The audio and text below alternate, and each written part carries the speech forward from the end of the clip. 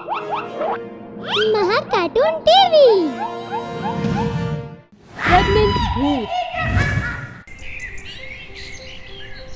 भूतों की टोली में एक बात बहुत प्रचलित हो रही थी। जब ये बात सबको पता चली कि एक भूत जिसका नाम घेरू है वो प्रेग्नेंट है। भला एक भूत कैसे प्रेग्नेंट हो सकता था? प्रकृति का नियम तो ये है कि एक पुरुष कभी भी एक बच्चे को जन्म नहीं दे सकता था। मगर यहाँ क्या हो रहा था? यहाँ तो सीधे सीधे प्रकृति से उलट चीजें हो रही थी। खैर, अब ये बात पूरे भूतिया टोले में फैल चुकी थी कि एक भूत प्रेग्नेंट है। अब किसी को कुछ समझ भी नहीं आ रहा था कि कैसे इस बात पर अपनी प्रतिक्रिया दे। वहीं घेरू को देखा जाए तो उसे इस बात से बिल्कुल भी फर्क नहीं पड़ रहा था। वो किसी के कुछ कहने पर भी प्रभावित नहीं हो रहा था। जिसके बाद भूतों के राजा कुर्मा तक ये बात पहुंची। क्या? एक भूत, वो भी गर्भवता? अरे क्या कहेंगे इसे? पर ऐसे कैसे हो सकता है? वही तो कुर्मा महाराज, ऐसे कैसे हो सकता है? पर किया तो अब क्या किया जाए? हम इस मामले में कुछ कर भी तो नहीं सकते। महाराज, पहली बात, घेरू नाम का ये जो भूत है वो हमारी टोली में नया नया है। ऐसा भी हो सकता है कि वो हमारी जासूसी करने के लिए यहाँ आया हो और ये सब एक नाटक हो। पर कोई ऐसा करेगा भी तो क्यों करेगा? आपको पता है ना कि बाहर जो ड्रैकुला की टोली है वो हम सबकी टोली पर कब्जा करना चाहती है। तो हो सकता है कि ये उसका कोई बिछाया हुआ जाल हो। हाँ, ये भी हो सकता है। राजा और मंत्री बात कर ही रहे होते हैं कि उन्हें पता चलता है कि उनकी पसंदीदा रसोइया कुमकुम गायब हो गई है। ये बात जानकर पूरी टोली में हलचल मच गई। देखा महाराज, मैं कह रहा था ना कि दाल में जरूर कुछ काला है। ये सब उसी घेरू का किया धरा होगा। हमें जल्द से जल्द कुछ करना होगा, वरना हमें किसी भारी नुकसान का सामना करना पड़ सकता है। अपनी पसंदीदा रसोइया के गायब होने से राजा बहुत ही गुस्से में आ गए। जिसके बाद उन्होंने उस घेरू नाम के भूत को वहां आने को कहा ताकि सच्चाई का पता लगाया जा सके। जिसके बाद घेरू को वहां बुलाया गया। हाँ, तो ये बताओ, तुम कहाँ से और क्यों यहाँ आए हो? मैं दूसरे भूतों की टोली में रहता था। वहाँ जब सभी ड्रैकुलाओं ने मिलकर हमला कर दिया तो मुझे यहाँ आना पड़ा। मेरे पास और कोई रास्ता नहीं था। मेरे साथ साथ इस बच्चे का भी सोचकर मैं आपकी टोली में आ गया। लेकिन तुम कैसे इस अवस्था में पहुँचे? क्योंकि हमने तो कभी नहीं सोचा था कि कोई भूत प्रेग्नेंट भी हो सकता है। मुझे भी इस बारे में नहीं पता। कुछ महीने पहले ही मुझे इसके बारे में पता चला, जिसके बाद से मैं भी सोच में डूबा हुआ हूँ कि मेरे साथ ऐसा कैसे हो सकता है। हमें अब भी तुम्हारी बातों पर विश्वास नहीं हो रहा है, जिसके लिए तुम्हें हमारी निगरानी में रहना होगा। ऐसा कहकर भूतों का राजा वहां से चला गया और घेरू को जेल में डाल दिया गया। वहीं दूसरी तरफ राजा की रसोइया कुमकुम की पूछताछ की जाने लगी। हर जगह उसे ढूंढा जाने लगा, लेकिन उसका कुछ भी पता नहीं चल रहा था।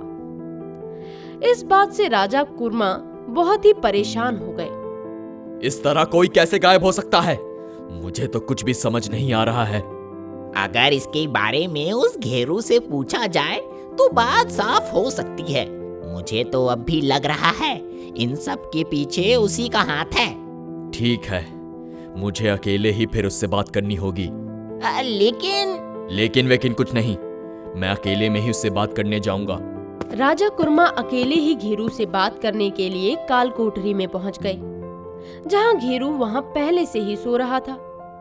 इसके बाद अंदर जाकर राजा कुर्मा ने कहा, अब तुम अपने असली वेश में आ सकती हो। राजा के ऐसा कहते ही घेरू देखते ही देखते एक भूतनी में परिवर्तित हो गया। मैंने तुम्हें मना किया था ना कि वापस यहाँ मत आना। हाँ, मैं जाती भी तो कहाँ जाती? मेरे पास और कोई जगह भी तो नहीं है जहाँ मैं रह सकूं। देखो कुमकुम, ये जो भी हो रहा है वो बहुत ही जोखिमों से भरा है। अगर गलती से भी मेरी रानी को इसके बारे में पता चल गया कि एक रसोइया मेरे बच्चे की माँ बनने वाली है तो बहुत मुश्किल हो जाएगी। तो तुम्हारे पास अभी भी समय है, तुम यहाँ से चली जाओ। देखिए, मैं यहाँ से कहीं भी नहीं जाने वाली और यही मेरा आखिरी फैसला है। बात अब साफ हो चुकी थी कि वो कोई भूत नहीं बल्कि कुमकुम ही थी, जो महल से गायब हुई थी क्योंकि वो राजा के बच्चे की माँ बनने वाली थी।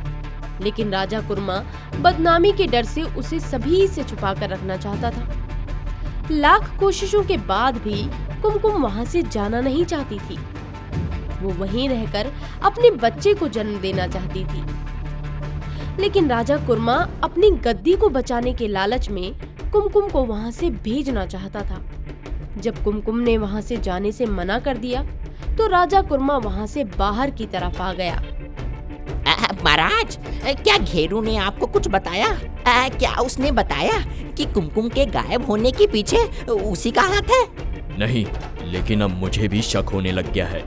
देखा, मैंने कहा था ना कि दाल में कुछ काला है।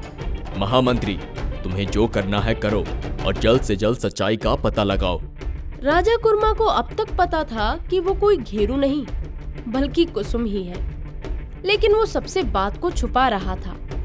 और अब तो उसने इस गलत फहमी को बढ़ावा देने के लिए मंत्री को ही सब कुछ देखने के लिए कह दिया।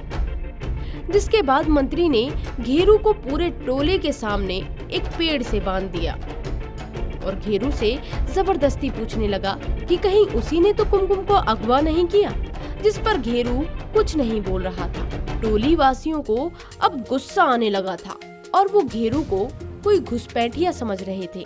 जिसके बाद उन्होंने घेरू पर पत्थर से हमला करना शुरू कर दिया। मारो मारो मारो मारो इसे मारो, ये कोई घुसपैठिया ही है। ये हमारी टोली में सब कुछ बर्बाद करने के लिए ही आया है। इससे तो अच्छा है इसे मार ही दिया जाए। सभी बड़ी बेरहमी से घेरू को मार रहे थे, लेकिन जब उससे दर्द बर्दाश्त नहीं हुआ तो घेरू अपने असली रूप यानी कुमकुम में तब्दील हो गई। और ये देखकर सभी टोलीवासी हक्के बक्के रह गए। अरे ये क्या हो रहा है? हाँ? अरे ये तो एक महिला निकली। ये तो कुमकुम ही है। सभी को अब कुछ भी समझ नहीं आ रहा था। जिसके बाद कुमकुम ने सभी को अपने बारे में सब कुछ बता दिया, जिसे सुनकर टोलीवासी सन्न रह गए। साथ ही सभी को अपने राजा कुर्मा पर भी बहुत गुस्सा आया। जिसके बाद सभी टोली वासियों ने मिलकर राजा कुर्मा की सभी के सामने खूब पिटाई की। साथ ही राजा की बीवी ने भी उसे खूब धोया। जिसके बाद राजा को उसके पद से हटा दिया गया और रानी को उस गद्दी का भार सौंप दिया गया।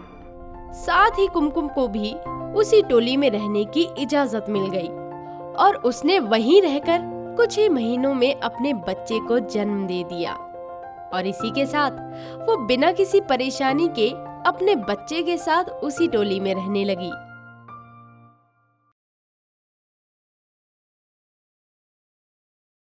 अगर आपको हमारे वीडियोस पसंद आ रहे हों तो इन्हें लाइक करें, चैनल सब्सक्राइब करें और हमारे कार्टून शो सबसे पहले देखने के लिए बेल आइकन दबाना ना भूलें।